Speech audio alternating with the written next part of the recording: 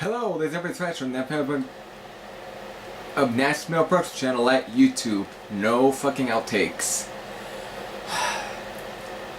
So, resuming the Tank discography review. Last album that the band released was in 1984. It was Honor and Blood. Album failed to reach commercially, billboards and such. Even though the band liked the album, including me, it was considered a slump. So what else the band could do? Well, things didn't seem to go well for the band. Record label Music for Nations decided to drop them since the album Honor the Blood failed commercially. And so the band had to search for record labels. And by the time of even though they were able to go on a tour to support the album with Metallica, the album just didn't seem to do well for the band.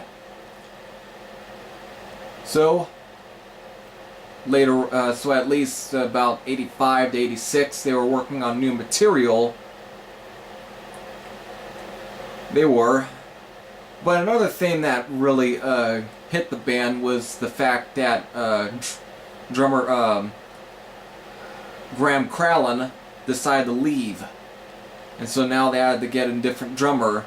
And of course they did find one in Gary Taylor, who was originally of two other new wave of British heavy metal bands, which was Street Fighter, which actually featured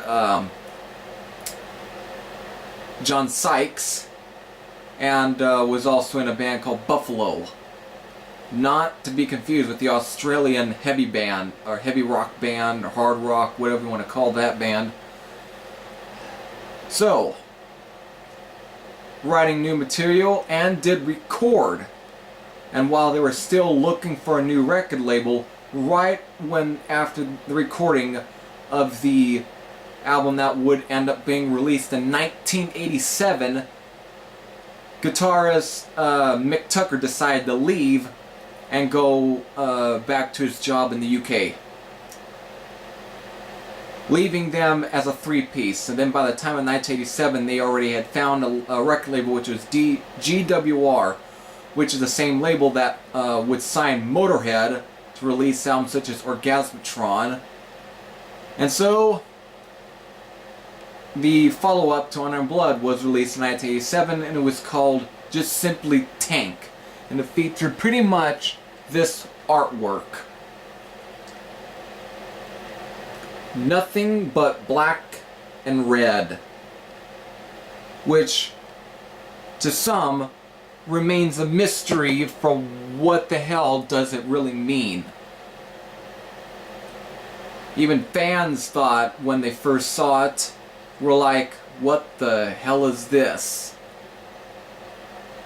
So, how is the album? Well, before going into what the music is, instead of going after a different producer, because obviously they kept playing with musical chairs with producers, the band just decided to fuck it and just produce it themselves, leaving the album to kind of have a bit of a cold, sort of a raw sound to it. Kind of not as good, even though the Metal Mind reissue kind of sucks. Even when you listen to even the original vinyl pressing, it's obviously a very brittle sounding album. Not nearly as good or even as punchy as the last two, which were, of course, This Means War and Honor and Blood. But writing-wise, how is it? Well, just like the theme with most of the albums, the starting track has to start with a synth. And not nearly as grabbing as stuff such as Just Like Something from Hell and, well, of course, The Word Drags Ever On. but still not bad because of the song itself is definitely good, which is Reign of Terror. It's definitely another speed metal track, and it's definitely a great starting song. And then the next song is the March On, Sons of Nippon. How to read off of there. Which is another good rocker of a song. Definitely still keeps the pace going. The energy is definitely up. Then you get on to, God damn it. Yeah, With Your Life. No, I'm just gonna keep this right here and just read off and see what songs stick out at me.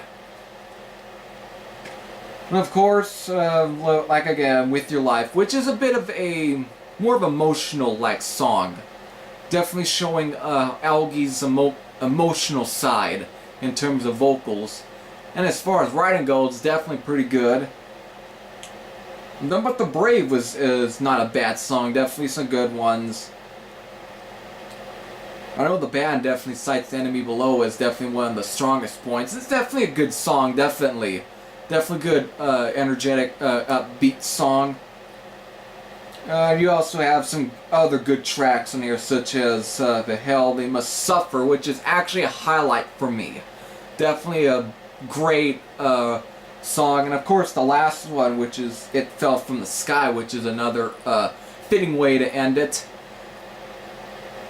But It Fell From the Sky, there's a little bit of stuff that I seem to keep for... there's some stuff there that has to be deciphered a bit.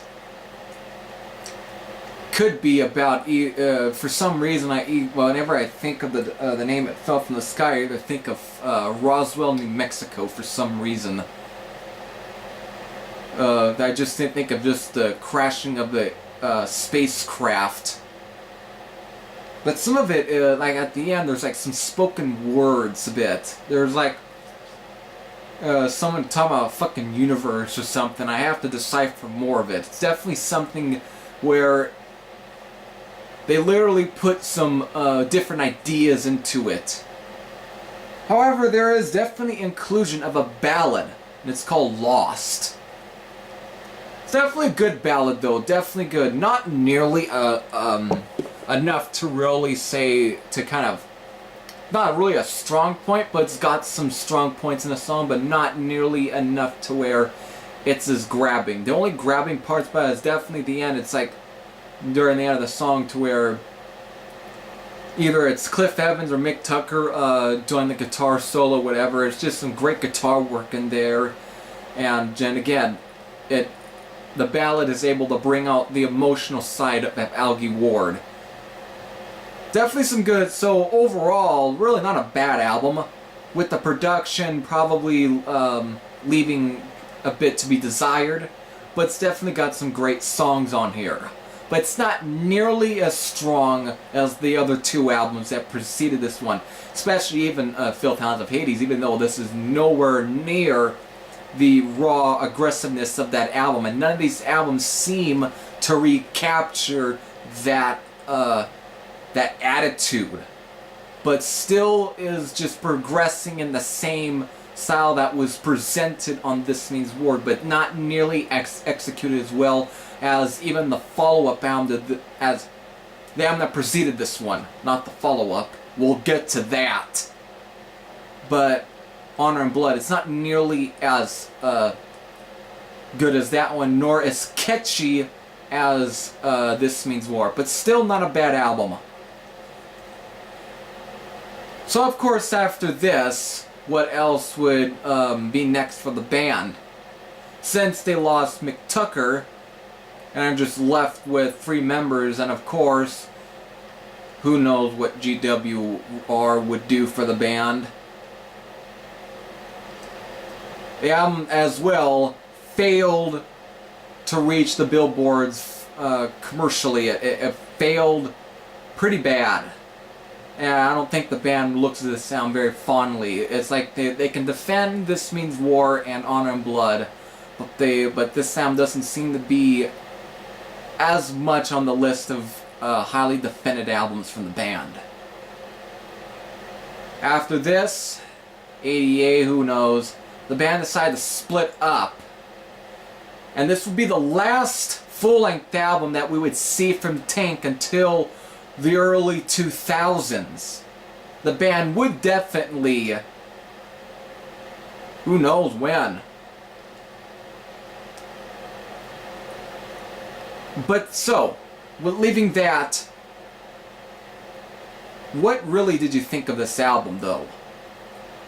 Do you think it's an underappreciated album? Do you like the album? Do you think it's maybe even better than Honor and Blood? Or do you think it's even better than This Means War?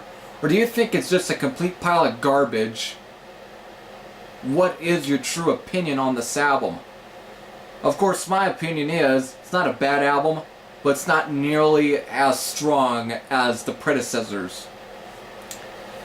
Anyways, this is Every Thatcher saying I am out, and the Tank discography review still continues. And I'll be back with the next installment. This is Every Thrasher saying I am out.